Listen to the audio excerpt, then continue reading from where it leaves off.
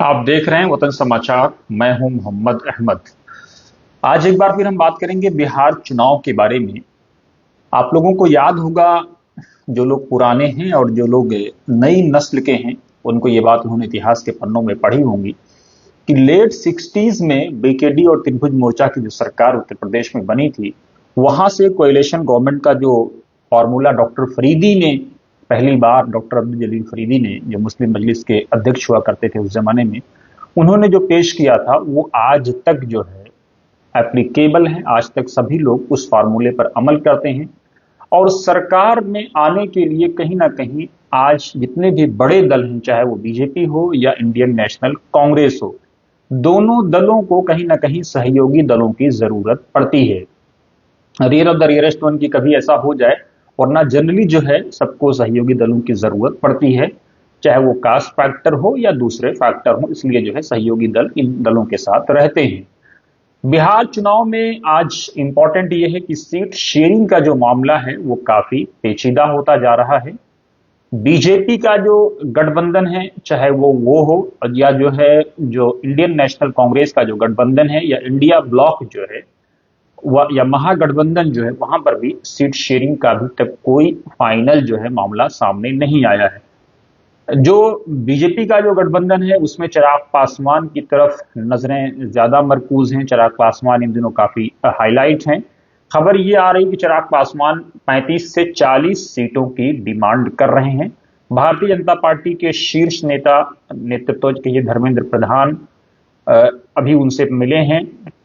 45 minute की लंबी बातचीत हुई है और संभवतः उम्मीद यह है कि रात में भी भाजपा के कुछ शीर्ष नेता उनसे मिल सकते हैं। अभी जो खबर है कि भाजपा, जो मीडिया रिपोर्ट्स को अगर माने तो भाजपा उनको जो सीट्स देना चाह रही है चिराग पासवान को, वो 25 सीटों के आसपास देना चाह रही है। इससे पहले ये खबर आई थी कि कुछ एमएलसी या जो है राज्यसभा की सीटें भी चुनाव जीतने के बाद या सत्ता में आने के बाद चिराग पासवान को ऑफर की जा सकती हैं। लेकिन जो लोजपा रामविलास को देखते हैं, उनका ये मानना है कि चिराग पासवान के लिए 25 सीटें बहुत मुश्किल होंगी, क्योंकि उनके अपनी पार्टी में इतने लोग हैं लड़ने वाले कि उनको मनाना उनके लिए आसान नहीं होगा। इस बीच ये भी खबर आ रही है कि बीजेपी और जेडीयू, ये जो दोनों बड़े दल हैं, वो 102 सीटों पर लड़ सकते हैं। किसी को एक सीट एक्स्ट्रा भी मिल सकती है। जीतन राम मांझी को जो है 6 या 7 सीटें दी जा सकती हैं और इसी तरह से अगर जीतन राम मांझी को 7 सीटें मिलती हैं तो कुशवाहा को जो है 6 सीटें दी जा सकती हैं। इस तरह से बीजेपी का जो ये गठबंधन है ये तैयार होता नजर आ रहा है। लेकिन कब इसमें गृह मंत्री इंटरवीन करेंगे, क्योंकि जानकारों का ये मानना है कि जब तक गृह मंत्री अमित शाह इंटरवीन नहीं करेंगे तब तक शायद कोई फॉर्मल या कोई एक ऐसा फार्मूला सामने ना आ पाए जिसकी लोगों को उम्मीद है। हालांकि जीतन राम मांझी ने 15 सीटों की डिमांड की है और ये कहा है कि अगर 15 सीटें उनको नहीं मिलती हैं, उनके हवाले से जो मीडिया में रिपोर्ट्स आ रही हैं, तो वो 100 सीटों पर अकेले लड़ सकते हैं। तो ये एक एनडीए ब्लॉक के लिए एक बहुत मुश्किल है। लेकिन राजनीति में इस तरह का उथल पुथल होता है, आप भी जानते हैं, हम भी जानते हैं। और उसके बाद एक समय ऐसा आता है कि सारे दल किसी न किसी एक फार्मूले पर इकट्ठा हो जाते हैं। अब उसके बाद जहां तक इंडिया ब्लॉक का है, तो इंडिया ब्लॉक में लालू प्रसाद यादव की जो पार्टी है, आरजेडी, राष्ट्रीय जनता दल, वो सबसे बड़ा दल है बिहार में। और उसी के पीछे कांग्रेस हो, लेफ्ट के धड़े हो, माले हो या सीपीआई हो या जो है वीआईपी पार्टी हो, ये तमाम लोग चलेंगे। यानी इंजन जो है वहां पर तेजस्वी होंगे और ये लोग डब्बे का काम करेंगे। लेकिन यहां पर भी सीट शेयरिंग और सम्मानजनक और या जिताऊ सीटें, इस तरह की बातें सामने आ रही हैं। अब यहां पर हम समझते हैं कि लालू यादव की राजनीति और लालू यादव का जो एम वाई समीकरण है वो क्या गुल खिलाएगा, क्या इस बार वो कामयाब होगा या नहीं होगा। क्योंकि नीतीश कुमार ने जो ईबीसी ऑटो में जो है सेंध लगाई है और जिस तरह से उन्होंने अपने आप को बिहार में स्थापित किया है, हालांकि पिछला जो 5 साल है उनका काफी उथल पुथल रहा, काफी कई बार सुर्खियों में आए अपनी बीमारी को लेकर या दूसरे कारणों से।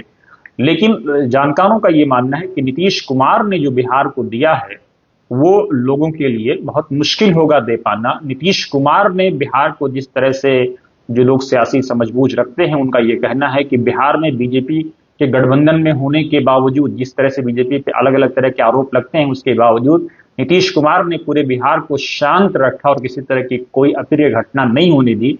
तो इसके लिए लोग नीतीश कुमार की सताइश भी करते हैं। ये भी कहते हैं कि उन्होंने बेटियों को जो साइकिल बांटी या दूसरी चीजें, हालांकि अभी जो है, जो 75 लाख और प्लस 25 लाख, 1 करोड़ जो महिलाओं को 10-10 हज़ार रुपया दिया गया है। हालांकि अब चुनाव की घोषणा हो गई है, तो अब शायद जो बाकी महिलाएं थी उनको ना मिल पाए, और यकीनन नहीं मिल पाएगा क्योंकि उसको आचार संहिता का उल्लंघन भी माना जा सकता है। लेकिन ये एक टेक्निकल है, क्योंकि सरकार का अपना पहले का एक प्रस्ताव है, तो इस मामले में सरकार और इलेक्शन कमीशन ये सारी चीजें उसको देखेंगे, उनका अपना एक विषय है। उसके बाद जब कुछ होगा, राजनीति की चर्चा होगी, वो हम आप तक पहुंचाएंगे। लेकिन 1 करोड़ महिलाओं को ये जो 10-10 हज़ार रुपया मिला है, ये क्या गुल खिलाएगा, ये भी बिहार चुनाव में बड़ा इंपॉर्टेंट होने वाला है। दूसरी तरफ जिस तरह से प्रशांत किशोर लगातार बीजेपी के नेताओं पर या सत्ता पक्ष जो बिहार में है उन पर लगातार हमले कर रहे हैं, तो उनका ये आक्रामक रूप क्या जो है तेजस्वी के लिए या आरजेडी के लिए परेशानी का सबब बन सकता है, ये भी एक इंपॉर्टेंट है। क्योंकि और जिस तरह से पिछले चुनाव में एमआईएम ने, जो ओवैसी साहब की पार्टी है, उसने जो है 5 सीटें जीत करके एक नया समीकरण रच दिया था, और सीमांचल में जिस तरह से ओवैसी ने अपनी सलाहियत का लोहा मनवाया था बिहार वालों के बीच में, सीमांचल वालों के बीच में, हालांकि उनके 4 विधायक बाद में टूट गए और अख्तरुल ईमान अकेले रह गए और इंजन रहा और डब्बे सारे चले गए।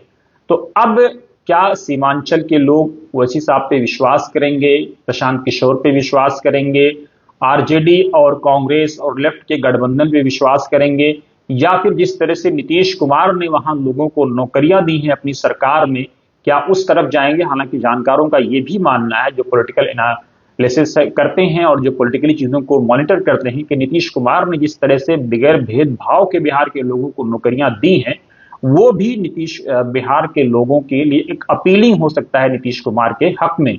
लेकिन क्या होगा नहीं होगा, ये सबके अपने माइनस हैं। 20 साल की जो अपनी एंटी इनकम्बेंसी है वो अपनी जगह पर है। लेकिन जिस तरह से आज भी जो है जेडीयू लगातार जो है आक्रामक है, और उसकी तरफ से ये कहा जा रहा है कि 2005 तक बिहार में लोग सूरज डूबने के बाद सड़कों पर नहीं निकल सकते थे, इतना भय का, डर का माहौल था। अब बिहार बदल चुका है, अब बिहार जगमग हो चुका है, अब बिहार में कोई डर नहीं है, कोई खौफ नहीं है, लोग सड़कों पर घूम सकते हैं। तो वो जंगल राज का जो जो टैग है लालू यादव और उनके परिवार पर, वो कितना इनको फायदा और नुकसान पहुंचाएगा, ये भी देखना बड़ा दिलचस्प होगा। अपने दर्शकों को हम बता दें कि लालू का जो एमवाई गठबंधन है या जो एमवाई फार्मूला है, ये क्या 2000 से पहले जो असर था या 90 के बाद जो वजूद में आया, और 2020 तक जिसने लालू यादव को फायदा पहुंचाया, क्या 2025 में भी वो फायदा पहुंचाएगा? क्योंकि दर्शक इस बात को नहीं जानते होंगे कि जब लास्ट टाइम गठबंधन जो है रामविलास पासवान का टूटा था, उस वक्त रामविलास पासवान साहब जीवित थे। तो उस गठबंधन के टूटने का कारण भी, हालांकि लोजपा की तरफ से उस वक्त ये दबे लफ्जों में ये आरोप लगाया गया था कि लालू यादव की तरफ से सीटों को जो डिले किया जा रहा है, सीट शेयरिंग के फार्मूले के जो सामने नहीं लाया जा रहा है, इस वजह से रामविलास पासवान उन दिनों काफी परेशान थे। ऐसा जो है रामविलास पासवान के हवाले से उन दिनों खबरें आई थी।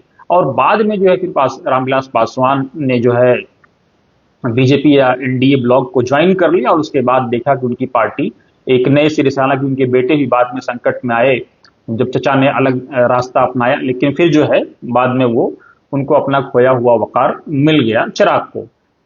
90 का वाकया है, 1990 का ये वो समय है जब मंडल कमंडल की राजनीति चल रही थी, एक तरफ मंदिर मस्जिद का मुद्दा था। तो उन दिनों आपको याद होगा कि 1989 में राजीव गांधी की सरकार को बहुमत नहीं मिला था।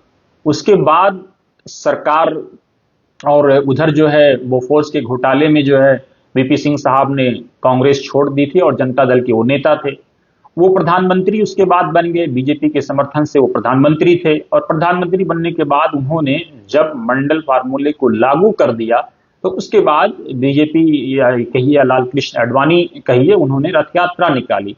और रथ यात्रा निकालने के बाद और उससे पहले जब मंडल लागू हुआ तो अपर कास्ट और लोअर कास्ट में जो काफी चीजें, काफी तनातनी देखने को मिली। और उन दिनों कई सारी चीजें और कई सारे लेख भी इस जिम्न में आए, अपने दर्शकों को हम बता दें। उसमें एक इंपॉर्टेंट चीज ये थी कि जब 1990 में जब ये मंडल का पूरा फार्मूला सामने आया और ये लागू हो गया और उसके बाद रथ यात्रा निकली, तो क्योंकि बीजेपी सहयोगी थी तो किसी की हिम्मत नहीं थी कि उसको रथ यात्रा को रोके, लेकिन लालू यादव ने रिस्क लिया।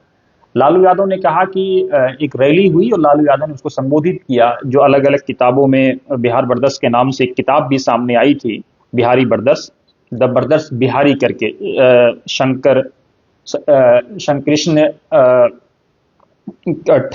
ठाकुर की, जिसमें उन्होंने ये लिखा है कि लालू यादव ने जब रैली की और उसमें लालू यादव ने कहा कि, और ये वो समय था जब बीजेपी के पास 89 सीटें थी, अब बीजेपी के बगैर सरकार केंद्र में चल नहीं सकती थी।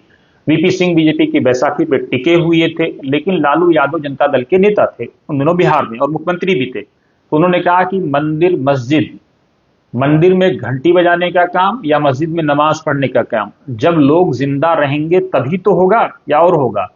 तो उनका ये फॉर्मूला उस वक्त के मुसलमानों को या लेफ्ट को या और पिछड़ी जातियों को जो लालू यादव से एलाइड थे या जो है उदार बुद्धिजीवियों को काफी पसंद आया, और उसके बाद लालू यादव उनके लोकप्रिय नेता हो गए।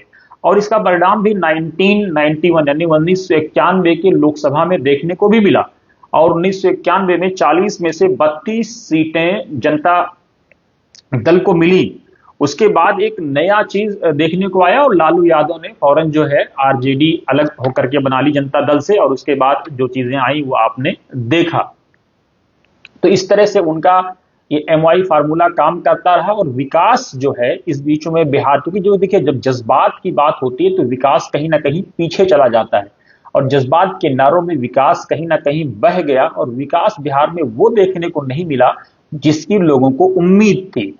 इधर ये हमने आपको बताया कि एनडीए ब्लॉक में सीट शेयरिंग का और इंडिया ब्लॉक में भी सीट शेयरिंग का मामला कोई आसान नहीं है। डी राजा ने 24 सीटों का फार्मूला जो है तेजस्वी को पेश कर दिया है, और उन्होंने ये कहा है कि सम्मानजनक जो है मामला होना चाहिए। सीपीआई माले की तरफ से इधर जो है कम से कम 30 सीटों की डिमांड है। 24 सीटों का फार्मूला डी राजा ने पेश कर दिया है और सीपीएम ने 11 सीटों की डिमांड की है। इधर कांग्रेस पिछली बार जो 70 सीटों पर लड़ी थी, और कांग्रेस पर ये आरोप है कि उसके बैड परफॉर्मेंस कहिए या वीक परफॉर्मेंस कहिए या खराब परफॉर्मेंस कहिए, उसके कारण महागठबंधन सत्ता से पीछे रह गया 10-15 सीटों से। तो क्या जो है इस बार कांग्रेस की सीटें कम होंगी, आरजेडी ज्यादा सीटों पर लड़ेगी, या कांग्रेस जो लगातार जो सूत्र ये बता रहे हैं कि प्रेशर बना रही है, और राहुल गांधी की रैली के जरिए से जो राहुल गांधी ने ये आरोप लगाया बिहार में कि वोट चोर गद्दी छोड़ या इस तरह की बातें जो सामने बिहार में आई, तो इसका क्या इंपैक्ट पड़ेगा कांग्रेस पर? क्या कांग्रेस अपनी सीटों को बढ़वा लेगी या आरजेडी अपना अपर हैंड रखेगी? ये भी, क्योंकि लालू यादव के बारे में खबर यह है कि अभी तक वो खामोश है। हालांकि लालू का एक फोन राहुल गांधी को या सोनिया गांधी को इस मसले को हल कर सकता है, लेकिन क्या लालू यादव ये कदम उठाएंगे या नहीं उठाएंगे? और लालू यादव ने जो तेजस्वी को आगे किया है उसकी कीमत क्या आरजेडी चुकाएगी या आरजेडी को उसका फायदा होगा? क्योंकि जिस तरह से बिहार में लगातार बीजेपी जो है अपना परिवारवाद का जो नारा वो छेड़े हुए है, वो भी क्या गुल खिलाएगा और क्या उसका लालू यादव को नुकसान होगा? क्या प्रशांत किशोर या एमआईएम उसका फायदा उठा पाएंगे? क्योंकि लालू यादव का जो एमवाई गठबंधन है वो कहीं ना कहीं अब टूटता नजर आ रहा है, या कम से कम ये कह सकते हैं कि कमजोर पड़ता नजर आ रहा है। बिहार में वोट बंटना भी एक बड़ा फैक्टर होगा। वोट किसका बटेगा ये भी देखना बड़ा दिलचस्प होगा। या बिहार वालों के बारे में ये बात कही जाती है कि बिहार के लोग राजनीतिक एतबार से बहुत परिपक्व होते हैं, तो क्या वो अपनी परिपक्वता 2015 में जो उन्होंने दिखाई थी इस बार भी वो दिखा पाएंगे या नहीं दिखा पाएंगे? और तमाम जो मैक्सिमम जो, बल्कि कहिए 99% जो एग्जिट पोल थे वो सारे के सारे पीछे चले गए। और मैं आज ये फख्र से कह सकता हूं वतन समाचार के प्लेटफॉर्म पे कि वतन समाचार ही एक अकेला फोरम था जिसने जो सर्वे दिए थे उससे एक आध सीट आगे पीछे हुई थी, वरना एज इट इज वो रिजल्ट में कन्वर्ट हो गए थे। तो ये हमारे लिए, हमारे सर्वे के लिए बहुत अहम बात थी, जिस वक्त हमने उन दिनों हमने ग्राउंड पे मेहनत की थी और अपने दर्शकों को बताया था। तो ये सीट शेयरिंग का मामला दोनों जगह फंसा हुआ है। हालांकि ये खबर है कि अगले 24 से 48 घंटों में इंडिया ब्लॉक अपनी सीटों को फाइनल कर लेगा। उधर लगातार कांग्रेस के जो कई नेता हैं वो ट्वीट करके कह रहे हैं कि अमित शाह इसमें लग गए हैं और फौरन जो है सीट शेयरिंग का मामला होना चाहिए। तो क्या होगा, नहीं होगा, कैसे होगा, जो कुछ होगा वो हम आप तक पहुंचाएंगे, पहले भी पहुंचाते रहें, आगे भी पहुंचाएंगे। बने रहिए वतन समाचार के साथ।